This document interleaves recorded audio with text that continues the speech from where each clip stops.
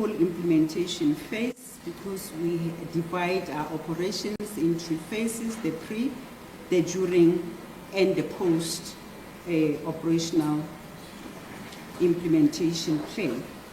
For this moment, our national operational plan is fully activated.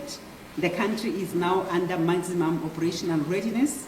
Our national joint operational and intelligence structures, the provincial joint operational and intelligence structures, and all operational command center are functioning on a 24-hour basis.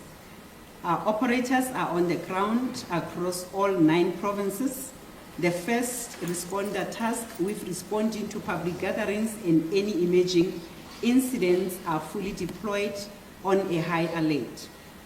Specialized operational units are ready to respond at any moment. Public order policing units are in position. The Air Wing will provide aerial surveillance and operational support wherever it's required in a multidisciplinary format. Our intelligence structures continue to monitor developments in real time, and operational commanders are receiving continuous updates to ensure swift and a decision-making process, which is expected to be decisive. We have entered the first critical hour of our national operation. Every law enforcement officer understands the mandate. Every commander understands the responsibility. Every operational plan is in motion. Let there be no doubt. Government is ready. JCPS cluster is ready. NAT joints, it's ready. Prof joints and district joints are ready. We will secure every lawful and peaceful demonstration. We will protect every community. We will safeguard critical infrastructure and any building. We will maintain public order. And we believe that with all the communication and engagements that we have been having prior to this date have reached the swift and understanding ear of our communities in terms of the do's and the don'ts, in terms of them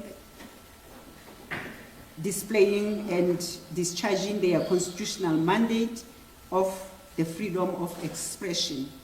And where criminality presents itself, we will respond swiftly, proportionally, and decisively within the confines and the framework of the law. To those who intend to break the law tomorrow, our message is simple: do not test the resolve of state.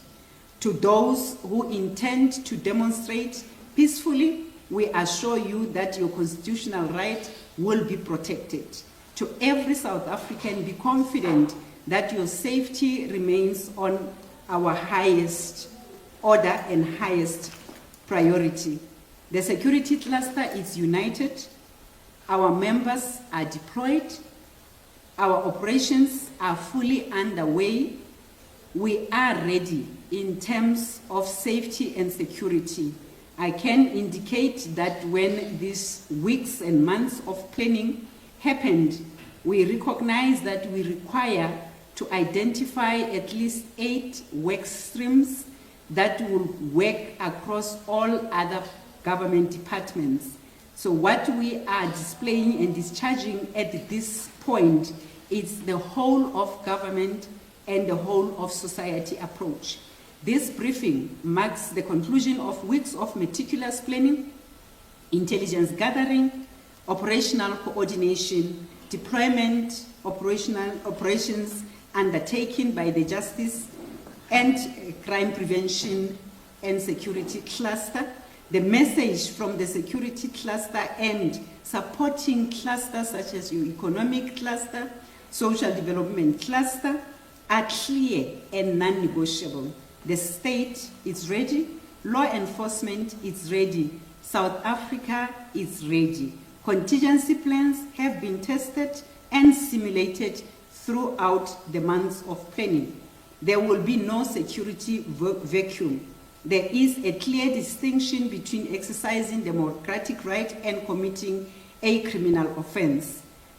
Coordinators of the marchers and demonstrators have assured South Africans that their plan is for a peaceful demonstrations. Anyone who crosses that line must expect a full and immediate consequence of law. No individual or group will be allowed to undermine the authority of the state. No one will be allowed to intimidate communities. No one will be allowed to shut down the economy. No one will be allowed to prevent law-abiding citizens from going to work, attending school, accessing healthcare facility, or conducting daily business. No one will be permitted to damage infrastructure, loot business, attack law enforcement officers, or incite violence. No dangerous weapon, such as firearm, knives, and traditional weapons will be allowed in terms of what is contained in Section 17 of the Constitution is that when we demonstrate, when we assemble, when we petition, when we express our freedom of expression, we do so peacefully and unarmed. Dangerous Weapons Act defines what are the objects that may inflict bodily harm. Therefore, it is a no-go zone or no-go area in terms of carrying of dangerous weapon. The state will act decisively against any person who seeks to exploit tomorrow's demonstration to commit acts of lawlessness. This is a non-negotiable terrain. This is the enforcement of the law and protection of both demonstrators as well as people who want to continue with their business. The business sector, economic sector should continue to thrive. In terms of the arrests, over the weekend, a group of March and March protesters entered, or so-called March and March protesters entered a home in Rosettenville, Johannesburg, where a Congolese family and resident harassed. We can confirm that 4 people have been arrested and they are in custody on charges of public violence and house robbery. On anti-foreigner sentiment cases, we have from the 1st of March to date registered at least 103 cases with 195 persons arrested. Breakdown of this in terms of provinces includes 39 cases that were reported in KZN and 11 persons have been arrested. In Eastern Cape, 12 cases have been reported and 9 persons have been arrested. In Free State, 29 cases were reported and 153 persons arrested. Western Cape, 15 cases reported and 14 persons were arrested. In Gauteng, 4 cases were registered with 5 suspects arrested. In Mpumalanga, 3 cases were registered and 3 persons arrested. The leader of the march linked to Abahambe protest, Simpiwe James Bonile, remains in custody following his arrest in May in the Western Cape province. His case, it's since been remanded to the 2nd of July 2026. This is just an illustration that we are dealing decisively with those who step out of line. Equally, those who are in the country illegally are being arrested. Just in the past 7 days, more than 2,800 have been arrested, and since January 2026 to date, more than 50,000 have been arrested. The total fatalities on anti-foreigner sentiments to date are standing at 4, 2 in KZN and 2 in the Western Cape. And in the case of KZN, 1 person has been arrested. In the 2 cases of 2 persons have been arrested in 1 case, and in the Western Cape, 2 persons have been arrested in the Mossel Bay matter. With regard to the repatriation process, we wish to assure the public that comprehensive security measures are in place. To date, more than 25,000 foreign nationals have been repatriated. This is an ongoing process. All buses transporting repatriated foreign nationals are traveling under a strict law enforcement escorts from departure to a designated port of entry. Along the routes, a number of verification checkpoints have been established where law enforcement officials confirm and ensures that all processes comply with the law. To ensure the safety, orderly, and efficient movement of those convoys, and to prevent unnecessary congestion at our ports of entry, the escorted buses will not make unscheduled stops. They will proceed directly to the designated border posts under continuous security escort. These measures are intended to safeguard the integrity of the process and maintain public order and ensure that all repatriations are conducted in a secure, lawful, and dignified manner. The security cluster has adopted an intelligence-driven, risk-based, and highly coordinated operational approach. Thousands of law enforcement officers from South African Police Service, the Metro Police Departments, provincial and national traffic services, cross-border traffic enforcement, and law enforcement agencies have been deployed across the length and breadth of our country. Specialized operational capabilities, including public order policing, tactical response team, national intervention units, special task force, air wing, K9s of different formations, mounted units, detectives, and intelligence personnel are strategically positioned and remain on standby. Critical infrastructure, national key points, transport routes, ports of entries, healthcare facilities, shopping centers, and other strategic installations are receiving enhanced protection. Visible policing have been significantly intensified. Operational commanders have been empowered to respond immediately to any developing threat. The security cluster and supporting clusters have also strengthened cooperation with municipalities, disaster management centers, emergency medical services, the private security industry, and other stakeholders to ensure a coordinated response should circumstances so require. We are aware of various narratives circulating on digital platforms. The criminal conduct is identified, investigations are already underway. Incitement to commit violence is a criminal offense, and this is expressly outlined on the Constitution. Tomorrow's operation will be intelligence-led, they will be measured, they will be professional, but they will also be firm and decisive. Law enforcement officers have both the legal authority and operational capability to restore order whenever it is threatened. Our members have the responsibility to uphold the law without fear, favor, or prejudice. We therefore call upon every organizer and every participant to honor their commitment under the law. Exercise your constitutional right respectfully and peacefully. Cooperate with marshals and law enforcement officials. Respect agreed routes and conditions. Those that intend to hand over the memorandum, they must be handed over to the relevant state authority. Disperse peacefully once your activities are concluded. Those who do not have nothing to fear from the police, those who choose violence, intimidation, destruction of property, looting, road blockades, attacks on public officials, or any other criminal conduct should expect immediate law enforcement intervention. Arrests will immediately be effected, cases will be investigated, prosecution will follow, there will be accountability.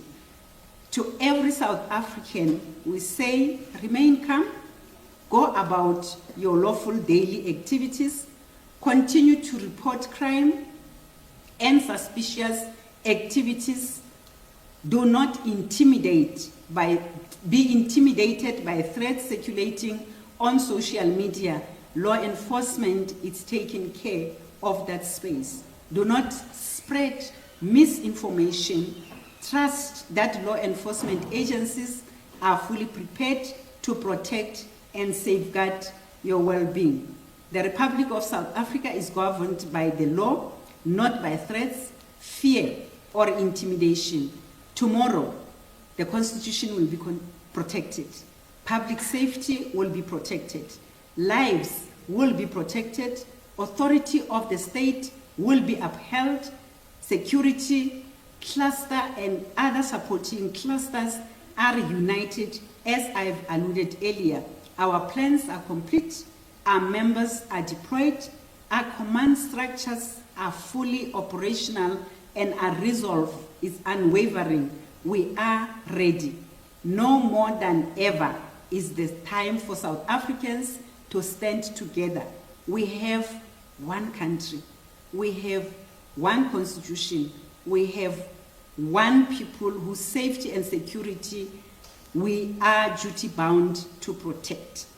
Let us reject division, South Africans. Let us reject violence over expression. Let us reject the labeling of xenophobia and lawlessness. We are better communities to date. Let us embrace the values that defines us as a nation: Ubuntu, mutual respect, and the rule of law.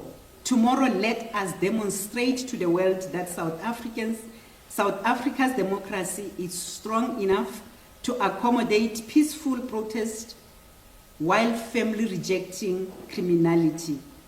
We stand ready. The law will be upheld. South Africa will remain safe. I salute. Thank you, colleagues. That was Lieutenant General Tebello Mosikili, as well as Major General Chalisi from the SANDF. I'll now open the floor for questions. I think we can take the first 3 questions from the floor. Can you proceed?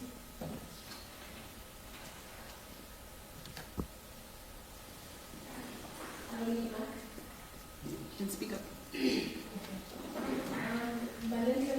For SABC News, the majority of the protests that we've seen from March have been fairly peaceful, despite the fact that they have been carrying traditional weapons. Why is it that the Nationals has taken, or police have taken the decision not to allow those who are going to be participating in the march tomorrow not to carry their traditional armor? Secondly, how many people have been arrested from March? And please correct me if I heard wrong. Have there been, I think I might have heard 103 cases of anti-foreigner sentiments. Please just clarify as to how many cases and what charges those individuals, 103 individuals, have been are facing, and do we have a law against anti-foreigner sentiments in South Africa? I missed the last one, Valencia. Are there laws against anti-foreigner sentiments in South Africa?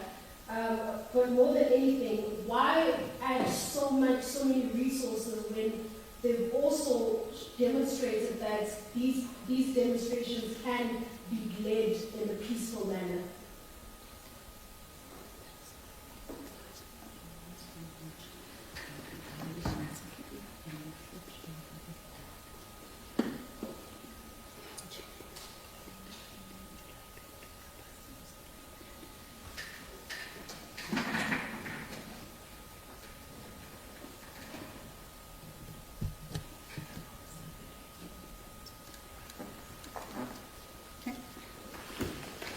I think let's proceed to answer those because it was quite a mouthful of questions. I think we'll answer those and then proceed with the rest. Thank you. Okay. I think on the first question of why Natruans have not responded on the carrying of the weapons, the reason why we continuously in our briefing reiterate and stress on the constitution and the laws of the country and why they must be preserved and respected is precisely to remind South Africans on what is expected of them in terms of Dangerous Weapons Act, in terms of Section 17, that I will reiterate, Section 17 of the same constitution that all of us as South Africans subscribe to, and because we are a sovereign state, that is expected for those that visit our country, who reside in our country, to respect those laws. So in terms of the constitution, Section 17, it expressly indicates that when you demonstrate, it should be distinct from any other event that is intended for expressing our cultural rights and so on and so forth. And so we want to reiterate and continue to educate our country that that is a constitutional expectation and mandate, that when you so express, where you so demonstrate, make sure that it is done correctly in terms of a date. Dangerous Weapons Act defines what are these acts. I think we had the same briefing and engagement with the media where we did alluded on the fact. Why are they not arrested? We do arrest where it's necessary. We use the laws that are applicable in terms of Public Violence Act, where we have those that continue to brandish and carry violently the weapons. They are being addressed in terms of the numbers that I have been providing earlier. Some of those, if one can look at some of the cases that persons have been charged with, includes public violence, it includes damage to property, includes assault, it includes murder, as I have indicated on the 4 cases that some of these cases do have persons that have been arrested. We also have arrested an individual that was impersonating. We have been reiterating and taking from the strategic objectives that the President has outlined on the 7th of June that we are not going to allow an ordinary South African to be approaching any person and asking for that is within the law enforcement. Only the Defence Force, only the South African Police Service and the Home Affairs officials can are mandated to ask for documents. How many people have been arrested from March and March? The intention of this briefing is not to label individuals, because we will have to go deeper in looking at the affiliation of an individual. The indication of the cases at Rosettenville is because of how the individuals presented themselves, how were they wearing during their exercise, and taking from the leaders of March and March that they were pleading for their followers not to be out of line. Hence, we have responded, and we have responded swiftly, and I believe that the organizers and the leadership of March and March will be proud of law enforcement that we will root out the elements that are not representing them. On the 103 cases, I think I've already alluded on the offenses that these people are facing. Are there laws against anti-foreigner sentiments in RSA? There are no laws specifically to say if you do this to the foreigner, it is an offense. Our laws are a blanket laws that look at the rights of every person. You will recall that we observe the right of every person within the borders of our country. Any offense that is committed to any person is illegal. But in terms of the people that are illegal in the country, we also discharge what is contained in the laws including the immigration laws. Hence, from time to time, there are persons that will be arrested. On the 50,000 numbers that I have alluded to earlier is those that have been charged precisely on immigration laws. Why so much preparation for the march that is coming tomorrow? It is our responsibility and a constitutional mandate and obligation where we know that there will be marches, and perhaps we are now talking about the march that is coming tomorrow. But from time to time, throughout the year, there are sporadic marches and protests that we do police, and we do have such statistics. We even have the breakdown of those that were peaceful and those that required us to exercise and implement some of the rights that are contained in terms of making sure that those that are on the wrong side of the law are facing the full might of the law. However, we also look at the post and previous experiences when a march of this magnitude is planned. Hence, you have heard the appeal to South Africans that let us exercise our rights as contained in Section 16 of the Constitution. However, let us do so responsibly, let us do so observing other people who do not want to participate, that they should be left with peace. We cannot be forcing people. We can encourage, but you can't force anyone to participate in a march if he or she does not want to do so. So it is from that premise that we will put all measures in place to make sure that we save our country. Said earlier, this is the only country that we have as South Africans, and we have duty, we have the obligation as law enforcement, where we know to protect both marchers and to protect the property, to protect individuals who do not want to partake in the march, to protect those that want to be the observers. It is our duty and our responsibility to do so. Hence, we have put measures in place to make sure that, because we know, we were told that there will be this much, history tells, if these things happen, they cannot go unobserved, they cannot go without a law enforcement, they cannot go without the support. Where we get to be notified, we sit around the table, we work out the plan, we guide, we give limitations where we require, limitations in terms of guiding the marchers of the dangers of certain areas or why certain areas cannot be used, and if used, whether we have enough resources. And I must reiterate, Regulations of Gatherings Act, it's very clear on the expectation of those that plan the marches, those that become the organizers, what is expected of them and what is expected of law enforcement. All right, colleagues, in the interest of time, we're going to take the last round of questions because we do have an early morning tomorrow. We need to rest. Okay, last round.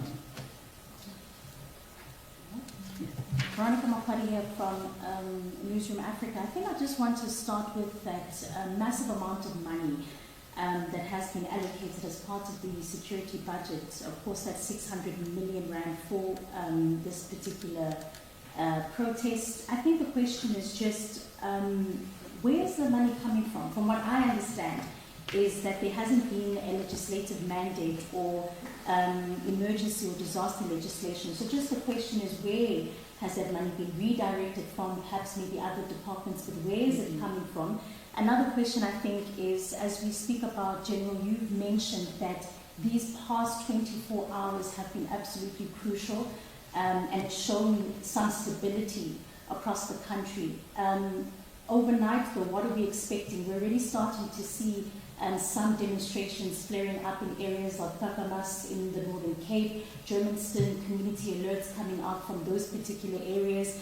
Another issue is regarding the demonstrations. Have we made any preparations in regards to counter demonstrations, some of the groups that will then be protesting against the likes of Martin March. Yeah.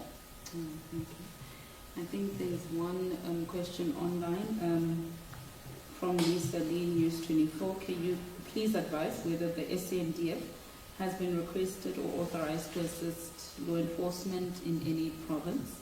If so, in which provinces will SANDF members be deployed, and what role would they be expected to perform? And that's the last question, and then we close it there. With the last question. General Jalisi, Major General Joseph Jalisi, is from the SANDF. He is a co-chair of the Nations. Over to you, General. Yeah, good evening to your viewers. SANDF, as the chair indicated, is in support of the police in enforcing law and order in the country. And we are already in 9 provinces for any eventuality. As she has indicated, there's no form or shape of anarchy that seeks to challenge the authority of the state that will be allowed from any individual. It doesn't matter whether it's a South African or a non-South African, as long as you seem to break the law and challenge the authority of the state. So the SANDF is deployed and ready to ensure that the integrity of the state remains intact beyond what we are talking about. Thank you. Okay. Thank you, General. I'll now hand over to General Mosikili. Thank you very much. On the question of the massive amount and where the money is coming from, the Acting National Commissioner,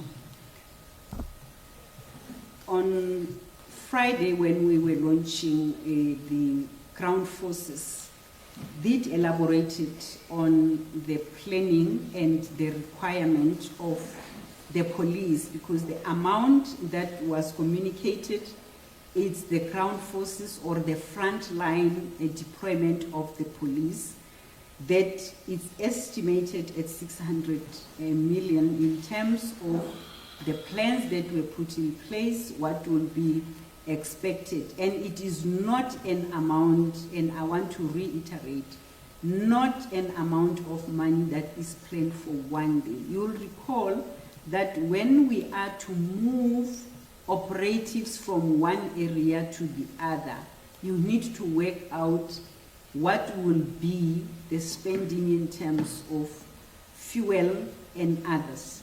So this amount is inclusive of any operational budget that will be required at this time for the deployment of members, for the equipment that will be used, for the overtime that will be required for those that will be expected to work overtime. There are individuals that will work 24 hours or those that will work 12 hours, which is the operational expected monies that must be paid.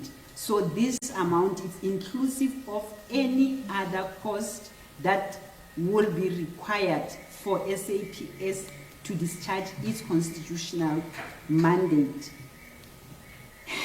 The expectation of any other year is to put aside a certain amount of money for an unforeseen.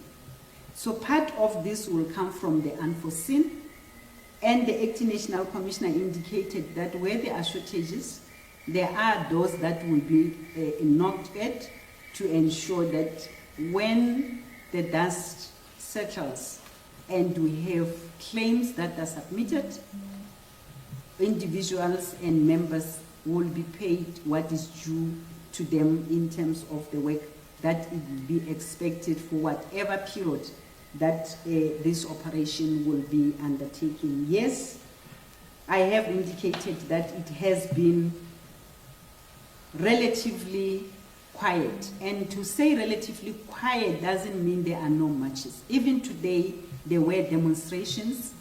We do monitor them. They were policed the past month. Since we have started to monitor the marches, we have been monitoring and managing the marches. So they are quiet because they were manageable, and we have seen a lot of them. I think earlier on there was a question that there have been peaceful marches. And we want to thank South Africans who have done those peaceful marches. We have responded on the numbers that I have read out of those that went out of what was expected of them when they were doing marches. That is why we are able to come here today and give you figures of those that are coming from the marches. The total number of arrests that were, it's been extrapolated from the total number of arrests that has been effected through various operations, but we have singled out those that were coming from the marches to say, out of the demonstration and marches, those that were not peaceful, those that required the police to respond and other law enforcement agencies, we have responded, hence those particular individuals were arrested. Every person in this country is expected, or is expecting, in terms of Section 12 of the Constitution, to receive a fairly free and non-violent country with no threats on their personal security. That is the implementation of that right that we want to reiterate to everyone, that you are guaranteed by the Constitution in terms of Section 12 of the right to be free from violence and the threat. I am reiterating this because there is no need for a pushback. There is no need for a counter demonstration, because you are covered by law that your right to be free of violence and threats of your personal safety, it is a guaranteed right in terms of the Constitution. The reason why law enforcement is on the ground is to ensure that nobody is encountering any other person. We cannot be in the country where the other one is fighting and the other one is retaliating. But the state has the duty and obligation to ensure that those that are demonstrating do so peacefully. Those who do not want to demonstrate also live their life free of violence or any threat to their personal being. Thank you, General. Colleagues, we've reached the end of our media briefing. See you tomorrow morning, as early as I know, 5 o'clock for most of us. Thank you so much for coming through to our media briefing. Thank you to the generals. As you've heard it, it's a normal working day tomorrow. There's nothing to fear. The state is in control. Law enforcement is ready. Thank you so much. Thank you, General.